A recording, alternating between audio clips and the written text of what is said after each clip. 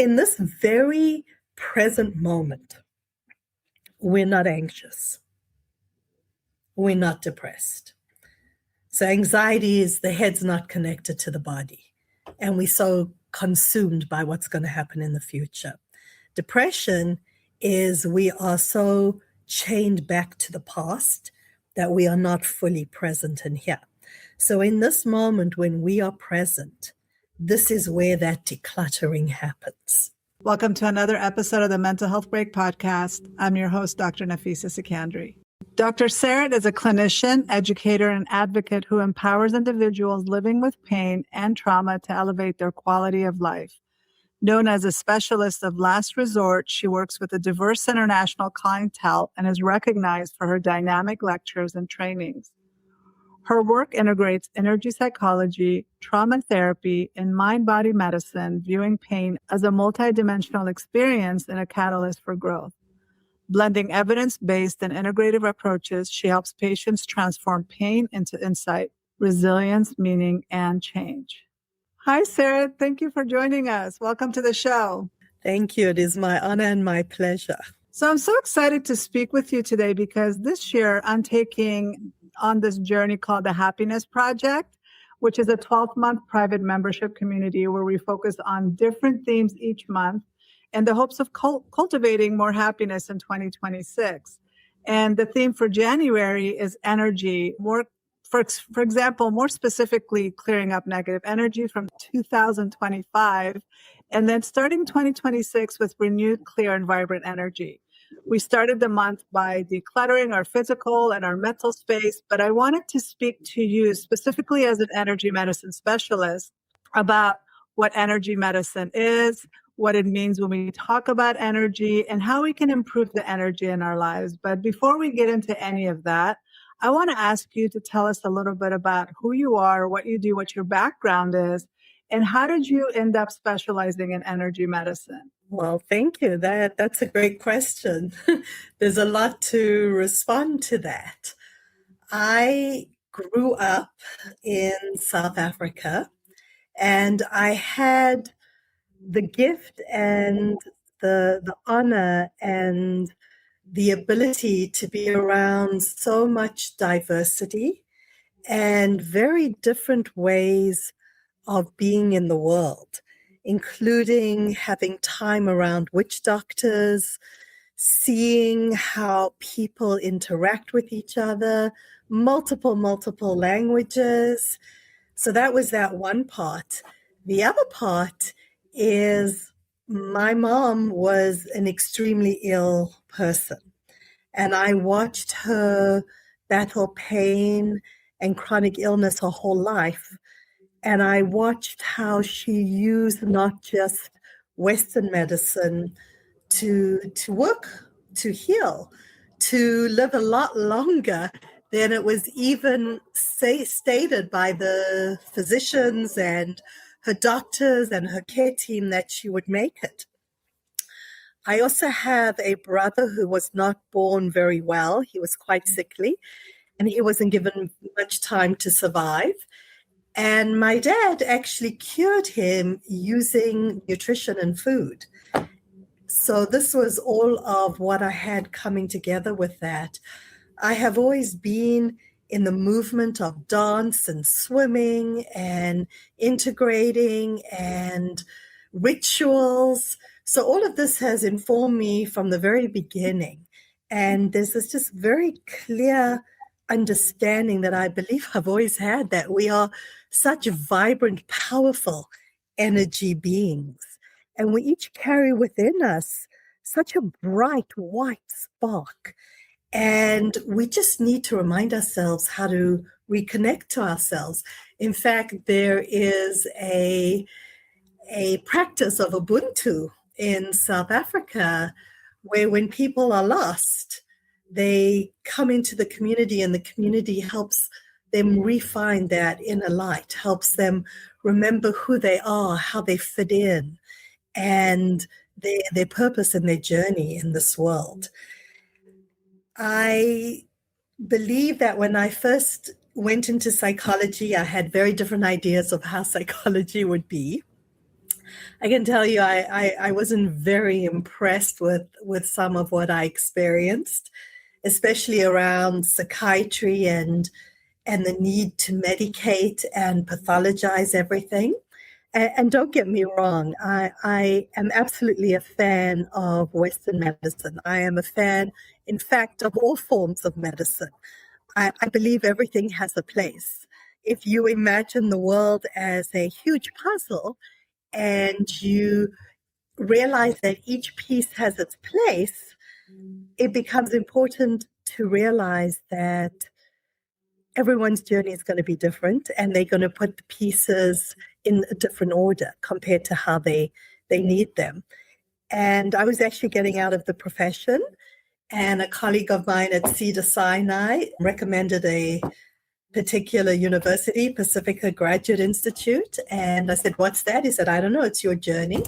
Anyway, it became my journey. I went on to get a second PhD.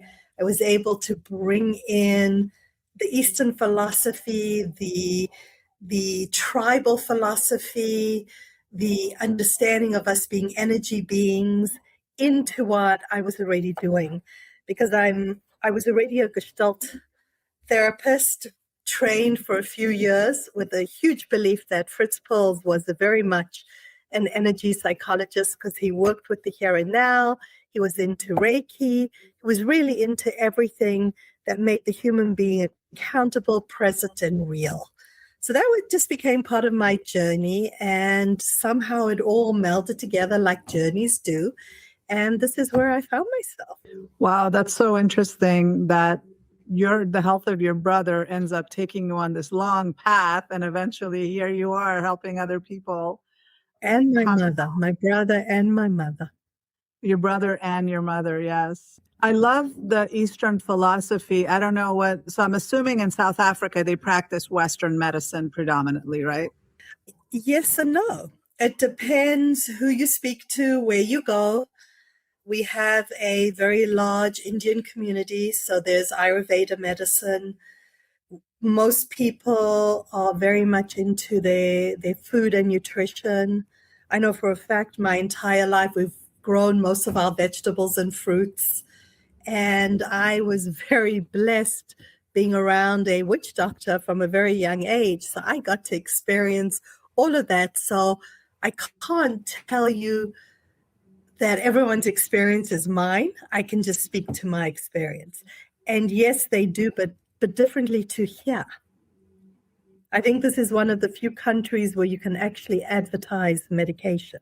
I love energy medicine from the Eastern philosophy. I mean, Chinese medicine is over 5,000 years old. It's been proven. It has a proven track record of being effective, but a lot of it can seem woo-woo to people in the Western world. And so can you explain a little bit what Chinese medicine, as far as energy medicine from a Chinese perspective, or just energy medicine in general, what is energy medicine and how do people use it to heal? Wow, I'd like to add to that because I hear TCM, traditional Chinese medicine, is over 5,000 years old.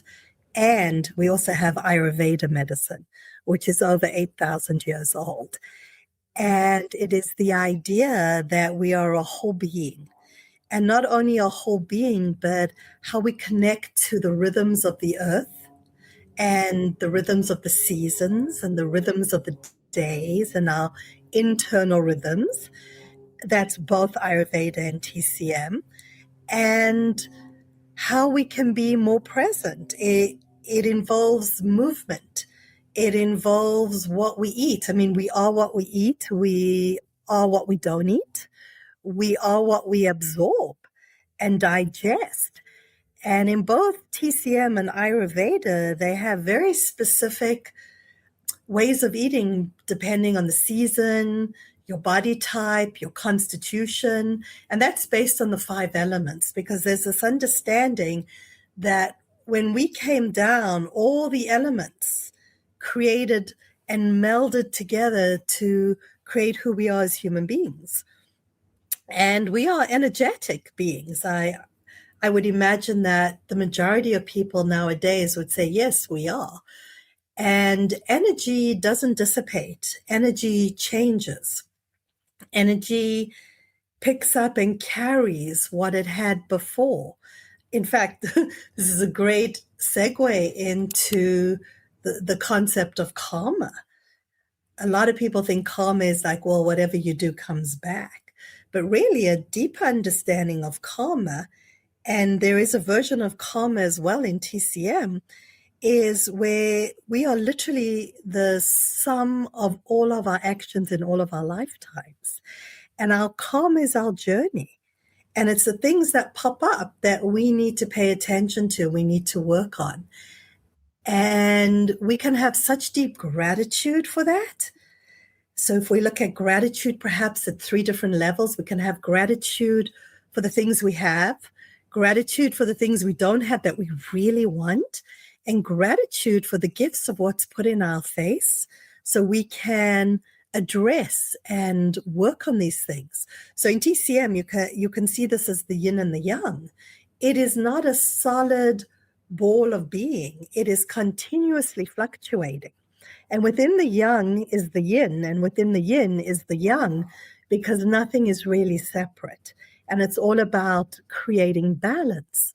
So in traditional Chinese medicine, we are always talking about the qi, the life force, the energy. In fact, Tai Chi, which is a very common practice, is the movement of this energy, whereas Qigong is the conservation and the ancestral conservation of this energy. In Ayurveda, in the yogic tradition, this is the prana. And in both of them, what we really want is we want a warm belly and a cool head. And if you look around and you see most people today, they're running around with hot heads and cold bellies, which is also why they're not digesting well. And this becomes very important. So taking all of that and bringing it more into psychology, into energy psychology, into particularly how I practice, if for a moment we can imagine, and by no means is any of this linear, but if we can imagine that it starts off spiritually, and the spiritual aspect that I'm talking about are all the shoulds and should nots that we swallow whole from our religion, from our culture, from our family, from our time period, from our peers. And if this really doesn't gel and flow with what our soul's purpose is in our journey, it becomes very heavy and falls down into the mental realm. The mental realm is going to be this hamster wheel where we just go round in circles. And if you remember back in the day when you had DVD players and you could put in 6 or 7 DVDs and then you could press a song from this one, a song from that one. Well, in this case, for many people, all the DVDs, all the tracks are playing at the same time. And we can get so caught in that telling of our story. And this can lead to victimhood and to all these things that don't make for functional connection, including being present in the here and now in the moment so that we can engage and we can thrive. And if we stay in that area, it becomes heavy and it falls into the physical. Now, when I ask most people, what are you feeling? People come up with these amazing things. I'm excited, I'm sad, and all the words you can imagine. And literally, these are words taken out of the hamster wheel, out of the mental chatter. A true feeling and emotion is a body felt sensation.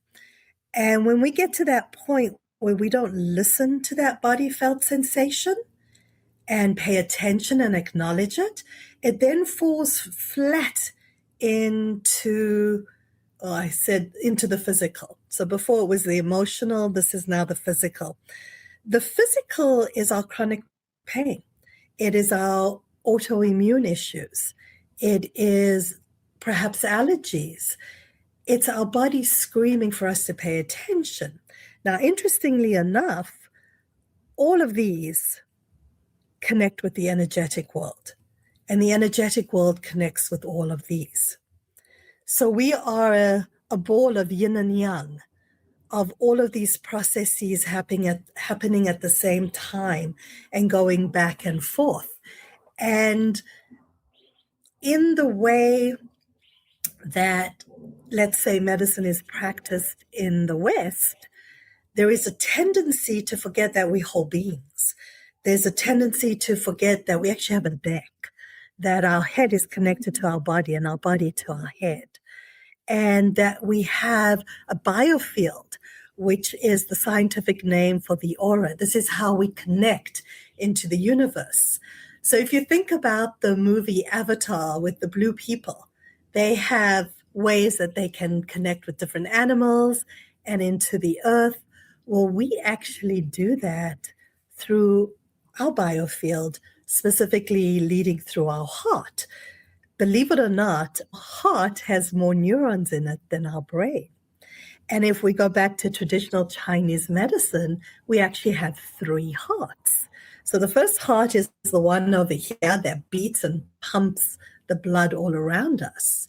The second heart is actually our gut biome. So this is where food comes in. And as modern medicine has moved forward, they're starting to understand and confirm stuff that Ayurveda and TCM already knew, that our mood is created from our gut biome. This is where we make our serotonin, 75% of it.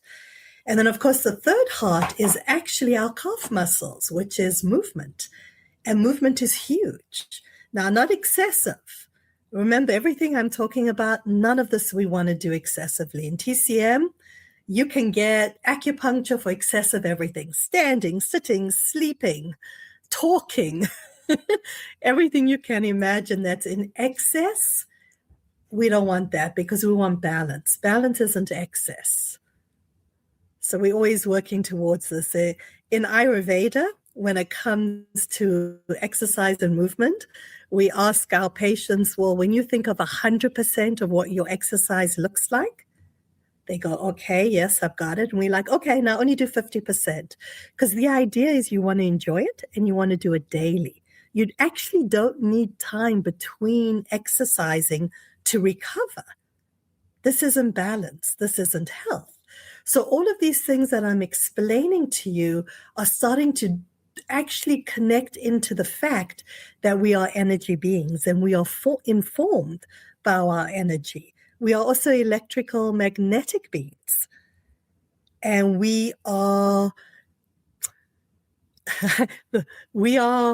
in flux and flow with the moon, with the planets, with the sun, with the seasons, with the day. We speak a lot about the circadian rhythm. And if you think about how sleep comes into that and what happens, what we need to happen when it gets dark so melatonin can happen, and then how cortisol comes up when it's light. We also have the nasal cavity rhythm called the ultradian rhythm. We have so many. We have seasonal, we have yearly, we have, you name it. We haven't even been around to experience and go through all the different forms of cycles that are out there in the world and in the ethos and in the universe. And this is what makes us energy beings. We're so amazing. We're such amazing creatures, but we don't really understand exactly what we're made of. I know that for the common language that people use today is, oh, it's just a vibe, or I don't like that person's energy, or I don't like the energy of this place. But when it comes to actually understanding that we're constantly reacting to our environment, and our environment is impacting us. And like you mentioned, the moon, as much as I love the moon and the full moon, and you said it was a big, beautiful moon this morning, I'm beginning to dread the moon these days because it affects my sleep. When it is close to the full moon, my sleep gets disrupted. And so at first I was like, it's just crazy. But if you think about it, the emergency rooms are packed during full moons. It's not that I'm turning into a werewolf. It's just that the moon, if it can pull the oceans and I'm 70% water, of course it's going to impact me. It's just some people feel it and some people not. And I think the percentage is 20% of women get impacted by a full moon. And so I don't know what that means, but just because I don't understand it doesn't mean I'm not experiencing it. And it's not because some people are like, well, maybe you think it's the full moon and that's why you're anticipating not sleeping. Sometimes I'm not even aware. I just know that I had the worst night's sleep. And then I look at and I'm like, dang it, it's the full moon. So I don't know. Have you experienced that before? Well, I sleep well no matter what. I am a huge fan of sleep and a huge fan of sleep hygiene. Me However, too. I will tell you that as someone who really feels and senses energy and the movement of energy, we are actually all in tune to these things. We are born in tune and knowing. Unfortunately, the the shoulds and should nots of society bleach it out of us. I'll give you a very simple example. When a young child is told by the parent, be respectful, go and hug that person and kiss them hello, and the child is visibly saying, no, I don't want to, that's not being honored. So we are taught to second guess our intuition, our gut, and so we stop feeling and paying attention to this. So, for example, the majority of people have a hard time waking up in the morning unless they have an alarm, or perhaps even as a result of that, remembering their dreams because they get woken up by the alarm and it interferes with them. Believe it or not, you can go to sleep and you can just ask yourself to get up at the time you want to get up, and you will when you are in tune and you are connected. And when cycles affect us so much, it's because we need to pay attention to something that we are not doing enough to honor it. And it's interesting that you tell me about 25% of women being affected by this, because if you think about most women, they put themselves aside for everyone else. They don't pay attention to their needs. They don't pay attention to when they need to slow down. So I'm going to go back with that thought to the ultradian cycle, which is the nasal cavity cycle. This is actually a cycle where our brain is on and then our brain is off. It needs to rest. And for most people, it's between 90 to 120 minutes where the brain can be active. But then there's 20 to 30 minutes where it needs to rest. And if you think of the busy lifestyle we lead right now, people push through. And when we push through, we disrupt the cycle, we disrupt the flow. Yeah, I do agree with that. Going back to the moon, I mean, there's a reason our menstrual cycles are connected to the lunar cycle. And so we have to honor that. And some people have mentioned to me that maybe the moon is energizing me and that's why I'm having a hard time sleeping. Maybe I should get up and honor that moment and be more creative or do something productive as opposed to being so rigid about this is my bedtime, I have to sleep.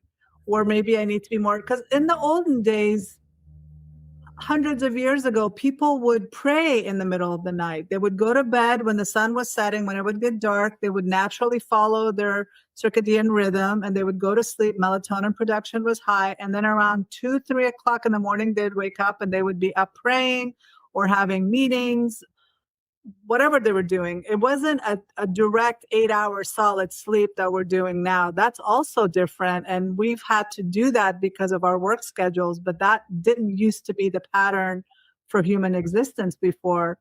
Would you agree with that? Well, I think that's a great insight and observation. Within TCM, we have the Harori clock, which basically has 2 hours for each meridian and what those meridians do. In Ayurveda, we have the clock that has the dosas, the constitutions, of which there are 3. And it's interesting because in TCM, they go in 2 hours. In Ayurveda, they 4 hours, and then it's literally in the middle. So for example, in TCM, the best time to go to sleep is between 9 and 11 p.m. This is the time where you get ready, the body's doing what it needs to do.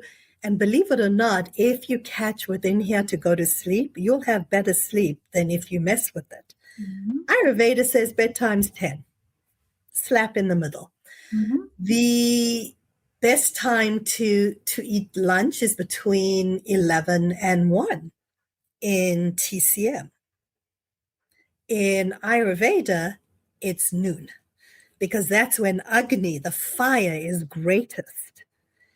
So when you say, wow, how we sleep now isn't how we used to sleep. Well, if you think about this clock and the cycle, different things at different times affect. So down here will affect up there. Down here will affect up there. Down here will affect up there. So there's certain things we can do.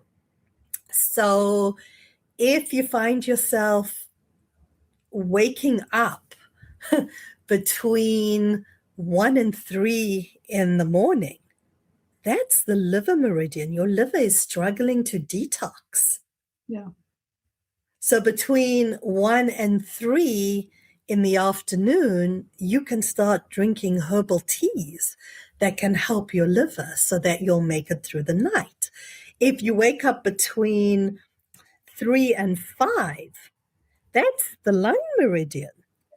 That's usually a lot of grief. And you find smokers will wake up hacking and coughing then. Or if you're sick, that's when you start coughing. Mm-hmm. So we are so integrated and inclined that, and we pick up on the rhythms of those people around us. Talking about women and cycles, if you have a bunch of women together, they usually cycle at the same time. Yeah. Because we pull in, because we are energy, because we can create it. This leads to another whole amazing aspect of us being energy beings, and that's intention. Well, just think about the women, like just to really quickly, if you don't believe in energy medicine and you don't believe in all that, how do you explain a bunch of women being together for several months and they're syncing up and they're lining up, they're communicating through their hormones, through their pheromones, through whatever that they're energetic beings, whatever, they're communicating somehow and the bodies line up. How do you explain that? Well, speaking to me, I'd say we're energy beings. And this is important. And that's also the power of intention. Our intention that we put out there, because we are energy beings, because we are connected to the energy all around us, is extremely powerful. I always joke with people, be very careful what your intention is, because from my perspective, the universe doesn't understand good or bad. The universe is giving. It understands, oh, you want. So if a person says, oh, my life is so bad, everything goes wrong, the universe says, yes, yeah, take it. It all goes wrong. You can have as much as you want. Whereas if we say everything flows like I need it and everything is just as I need it because there's abundance of everything, there is no scarcity, the universe says, yes, yes, take it, take it, take it. That is such a powerful tool for me that really helps us understand we're energy beings. And when I meet with people who are a little bit skeptical of the power of energy, and I have no issue with skepticism. I actually think it's great because you are thinking for yourself. You are trying to find how your journey is going. But I just do this little thing with them where I teach them to grow their index finger. And I remember giving a presentation to a bunch of neurologists and cardiologists. And I remember hearing the one gentleman in the back of the room basically making comments about me being off my rocker. And I don't know what I'm talking about. So I said, okay, I will give you a physical example. We're going to grow our index finger. he's like, that's it. I'm gonna leave. And I said, well, before you leave, do you want to try this with me? So I made everyone put their hands together and look at their index finger and then say, do you see they're the same size? And everyone looked and said, yes, yes, yes. I said, now you're going to put up one. We're going to use our sword, which is very powerful. And you're going to look at this finger of yours and you're going to tell it, I believe in you. Grow tall. And you're going to take deep breaths and you're going to make it grow. And you're going to encourage it to stand tall and strong. And I did this with them for a couple of minutes. And then I had them put their fingers back together. And everyone, did your finger grow? Oh, yeah. So now everyone's like, oh my God, my finger grew. So this cardiologist in question, 20 years later, still refers all his patients to me. Wow. He's like, I don't know what she does, but go see her. She'll help you grow your index finger. So his patients come to me and say, I don't know why I'm here to grow my index finger, but apparently it's going to help. We are energy beings.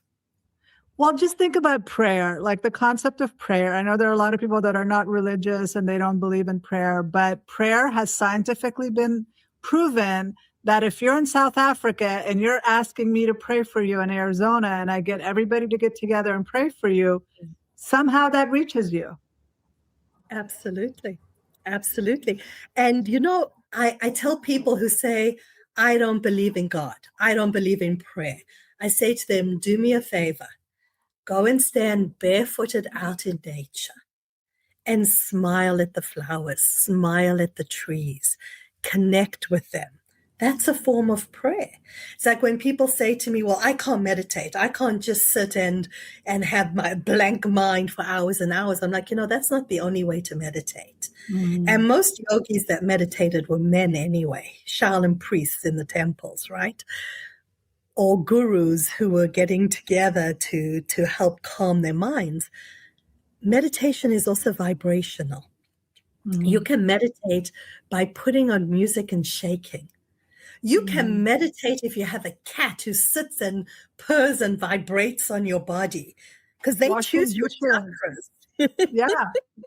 Cats are amazing, but washing dishes, ironing, doing something that just shuts your brain off. I don't, like you said, all of those people were men and they can compartmentalize and they can focus on one thing at a time. It's a lot easier for them. For women, we use our whole brain all the time. We're constantly thinking. So that's why a lot of women don't like to meditate. I'm one of them, but I love Qigong and I love like moving meditations like yoga and Qigong because I'm focusing on one thing that I'm doing and only that thing. And that helps me calm my system down and focus on my breathing as opposed to all the different tasks that I have to do. So if laying down or focusing on one thing isn't for people, they can do other things, wash dishes and zone out, do moving meditations like Qigong, do yoga, whatever, stretches, focus on something, just focus on one thing at a time. But like you said, there's so many different ways to do it. Yeah. You know, there's a beautiful practice in Japan called forest bathing. And it's where you just walk silently through the forests. And I always encourage people, just find a place where you can go and be. Find a tree stump, sit on it and be the Lorax. A great way of meditating is laughter. Yeah.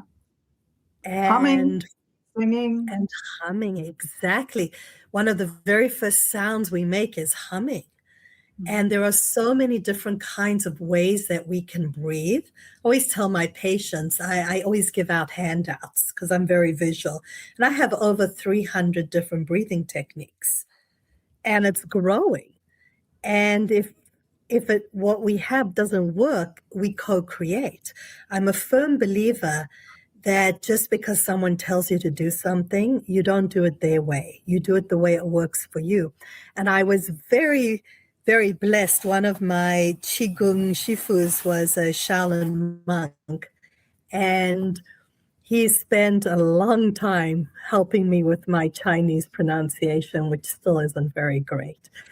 And then after years and years of this, he told me the most amazing story. He told me about a monk who was traveling in the countryside and needed a place to stay.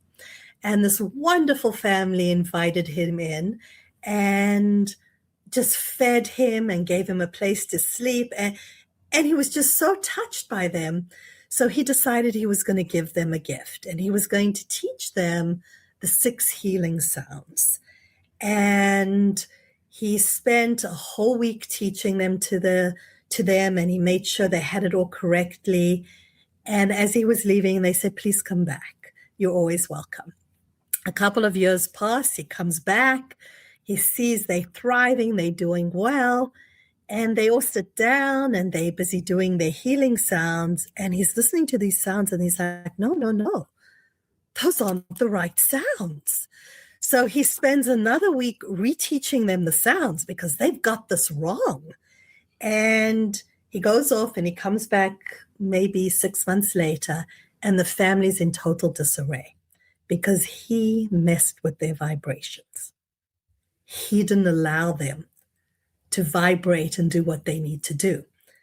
So an example of how this works clinically is I had a patient who was a baseball player and had to stop playing because he became agoraphobic. He couldn't even leave his front door. And when he first came to me, he just wanted to step outside his front door. And we did a SEP session, which is comprehensive energy psychology. And the beauty about this structure of a session is we first of all find out, are all the tires pumped up in the car so you can move? Are you energetically in a place where you can now accept healing? And then, of course, we get permission to heal the issue right now. And when it came to the treatment part, it called for tapping. And tapping, usually you tap on the endpoints, beginning points of the meridians. So tapping comes from acupuncture. We don't trust ourselves and patients with needles. So we tap or we touch. And we created a whole sequence because SEP allows you to customize to each person in the moment. And let's say the sequence was under the eyes, under the lip, by the ribs, and I think maybe it was the side of the hand. And we did this, and I said to him, well, I want you to do this tapping and see if you can get out the front door. He comes back to the next session, absolutely blown away and excited. He's like, Dr. Z, I made it to the mailbox. The mailbox is down the road. So I said to him, awesome, did you do the tapping? He's like, yeah, I tapped here all the way. That wasn't even a point that we had spoken about, but that's what did it for him. And to this day, he still uses that point and he's back into society and there's no issues. Some people might completely interpret it differently, what works for them. And some people might call that placebo effect. I love placebo effect. If your brain thinks that you tapping or you taking a sugar pill or you drinking water is going to heal you, let it heal you. Why are we knocking placebo effect? Or why are we having to be so rigid about it has to be my way and you can't do it your way? Allowing people to play around with it and see what works for them is really important. Yeah. And that's what happens when we get so stuck in our paradigm, whether it be Western, TCM, Ayurveda, naturopath, homeopathy. When we get stuck and we decide we're it, and we're the only way, we have completely missed the purpose of our life's journey because we aren't and we can't be. So when patients come to me and say, I have gone for second, third, and fourth opinions, I always chuckle and say, within the same paradigm, correct? And they go, yes, I went to 6 or 7 different physiatrists or cardiologists or neurologists. I'm like, have you tried other paradigms? Because that would be a second opinion. Because you can go to all the different paradigms and then go, wait a second. If I use a little, maybe this works. I'm a huge believer that it's never just one thing. No. It's little of a lot. It's not a lot of one.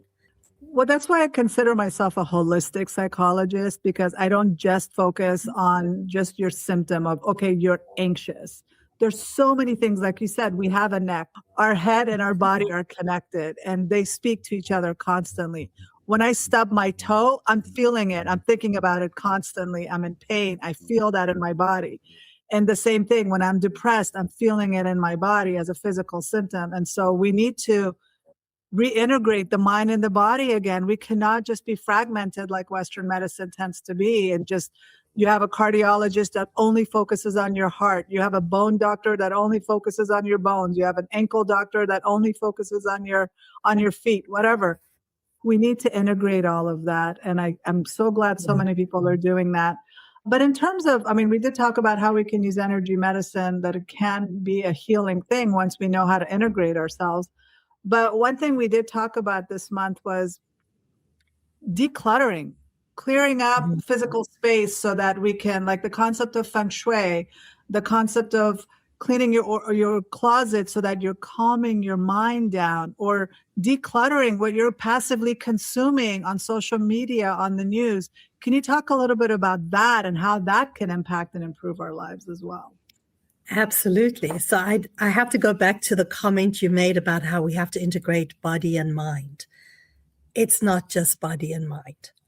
It's not just body, mind, and spirit. It's body, mind, spirit, and energy. And the reason why I have to bring that in is because when we declutter, we have to declutter on all those levels. Decluttering allows for space. So if we think about the concept of being grounded, of being in the moment, of being engaged, in this very present moment, we're not anxious. We're not depressed. So anxiety is the head's not connected to the body, and we're so consumed by what's going to happen in the future. Depression is we are so chained back to the past that we are not fully present in here. So in this moment when we are present, this is where that decluttering happens, where we get to clean out so we can breathe. It's our gift, it's our right to be able to breathe deeply. And most people don't breathe properly. When you inhale, your stomach is supposed to expand. And when you exhale, everything contracts back into the navel. So if you watch a baby breathe, this is what you see. We forget to do that because we get so cluttered. Cluttered physically, cluttered emotionally, mentally, spiritually, energetically. And the moment we can move and create space so we can just be, so we can be present, that we can be connected, then we are able to do this. And that is our gift as energy beings, to allow ourselves to come to that homeostasis place where we can just be, where we can be grounded. And if you imagine grounding as bringing in this golden steam from the depths of the earth that circles around you and covers you up and goes through all the mitochondria and your 3 trillion community of cells that make the being that you are. And at that same in-breath, you bring down this extreme, beautiful blue into the cells to help with this whole process. And you allow the yin and the yang to permeate and mix. Then this exquisite green of animation of you as a being comes forward. And this is the being who is present, who is not cluttered, who has moved aside the things that are not important, that bear no concept on who we are and our purpose here. And this allows us to be present, grounded, and engaged. And this is where we thrive. So yes, decluttering has a huge part. But again, I can't just be separate. Well, just declutter here, just declutter there. And yes, when you start decluttering one place, everything else starts to fall into place, but it has to be a conscious awareness. So when I look at awareness, awareness is responsibility. Why is it responsibility? Because it's my ability to respond. And the more aware I become, the more tools I gather, the greater my ability is to respond. And one of the best tools that we can use is learning to let go. I always tell the story of the baboon and how easy it is to catch a baboon and why you don't want to be a baboon, because baboons are curious, they're smart, they're a little self-serving. I mean, if a baboon loses an infant, they'll just take another baboon's infant. There's even been stories where they'll go take a human infant, yet they're the easiest animals to catch. You just take a little melon or pumpkin, you cut a hole, and you chain it up, and the baboon comes along, sticks his hand in and grabs all the pips, and he can't get his hand out. So he jumps up and down and he screams at you and he blames you for his everything that's going on with him. And you can literally go pick him up, pick up your pumpkin or melon, and you've caught yourself a baboon. And of course, be careful of their teeth. They have big, strong teeth. But that's what happens to us. We get so caught. This is mine, my anger, my suffering. We have to be able to open our hands and acknowledge it and let it go. So I always have patients say, I am not my feelings. I am not my emotions. I'm not my beliefs. I'm not my judgments. I'm not my opinions. I'm not my situation. They all belong to me and I can choose. And most importantly, a non-choice is a choice, because many times while people are holding on, saying it's your fault, it's your fault, it's your fault, I'm giving my choice away.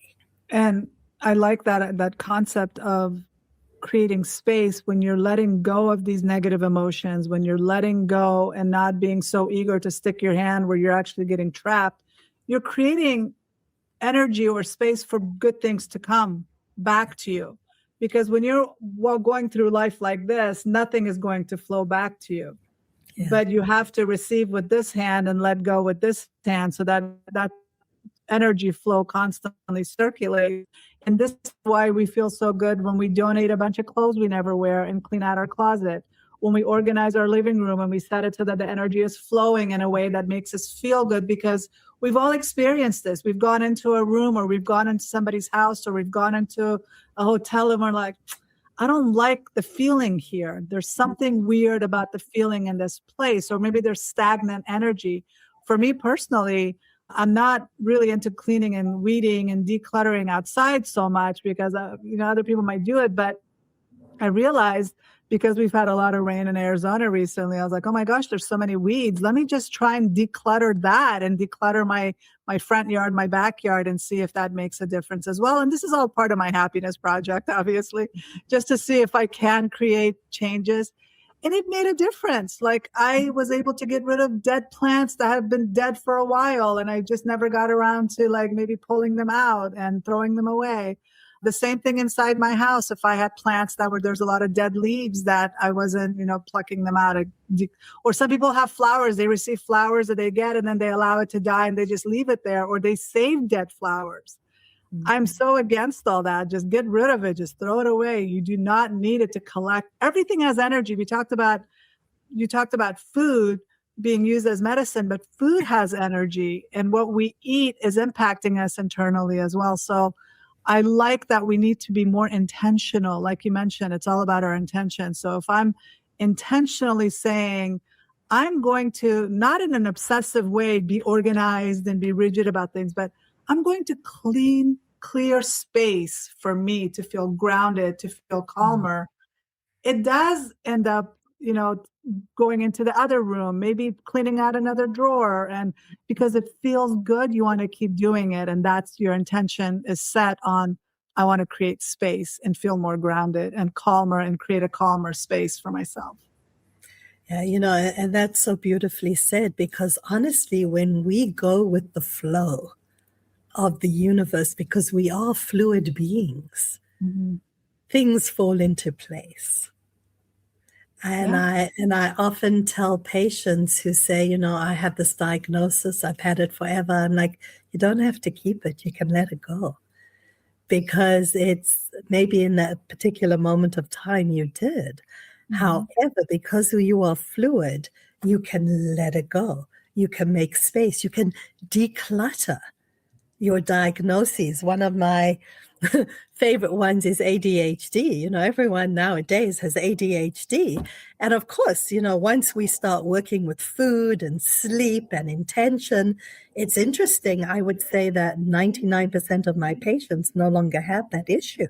They are focused, they're on task because they are now going with the flow. They're not allowing themselves to be stuck. And that clutter sticks you. When you are so cluttered, you are stuck. What comes to mind is, that expression where everyone says I'm a half glass full, I'm a half glass empty. The issue is you are so stuck and cluttered about whether your glass is full or empty. It's refillable. You can fill it as many times as you choose. Yeah. It's not either or. Yeah, we're trained to be very black and white in our thinking. And like you said, when we're also so cluttered physically, our environment is physically cluttered, our mind is physically cluttered, of course we're going to be ADD about it. How are we supposed to focus on one thing when our mind is going in so many different directions?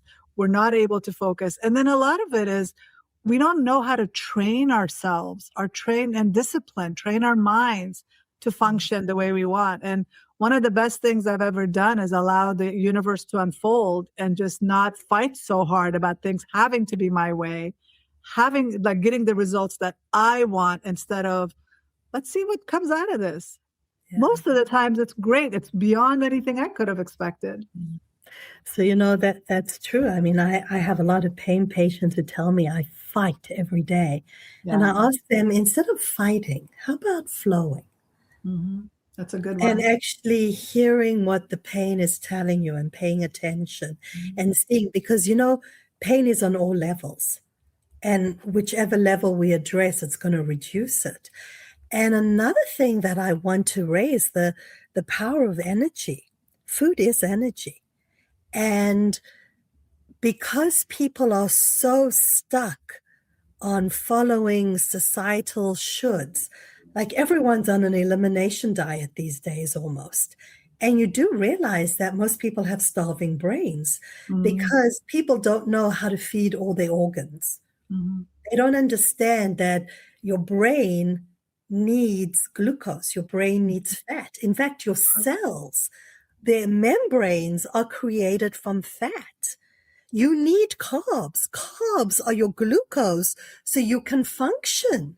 So a lot of people who are really depressed or anxious or can't focus have starving brains. And the moment we start talking about ratios and intervals and giving people an idea of how to use food as energy to fuel them, which is why it's such an important point, which is why it's the breath, it's the food, it's the movement that help animate and move us as energy beings. Yeah. It's extremely important. So I specialize in anxiety-based disorders. And when people come to me and they're like, I've been so anxious lately, and then I ask about their diet and what they're eating, a lot of them are cutting out carbs because they're on a diet or they want to lose weight, and then they hear that carbs are bad, and especially for women, not realizing that our body, our hormones need those carbs. And it's making them anxious because when they cut off the carbs, their brain is getting stuck and they're focused more on all the problems in their lives. They're not feeling balanced. And so, we don't know how to eat anymore. There's so many conflicting messages coming at us. We just don't know what to do anymore. And I think focusing back on energy and what's our energy level, taking inventory, what am I eating, when am I sleeping, the 10 p.m. to 2 a.m. I think is the perfect time to go to sleep, because that's when your body goes into that deep coma-like sleep where it's actually brain is washing itself, your body's repairing itself. If you don't give yourself that time, you're not going to be fully functional the next day. So taking inventory, asking yourself, am I moving enough? Am I getting enough fresh air? Even if you just sit in a chair and put your feet on a tree for 10 minutes, that's helping you feel grounded. Yeah. All of that is things we can do, and they're very simple things. Instead of figuring out how many calories this has or what's the percentage of this and this ingredient, bring it all back and simplify your life, I think is really important. And I'm glad you brought all that up. This was such a great conversation. And I just love that you specialize in this area. Well, thank you. I've thoroughly enjoyed conversing with you as well. So where can people find you and connect with you?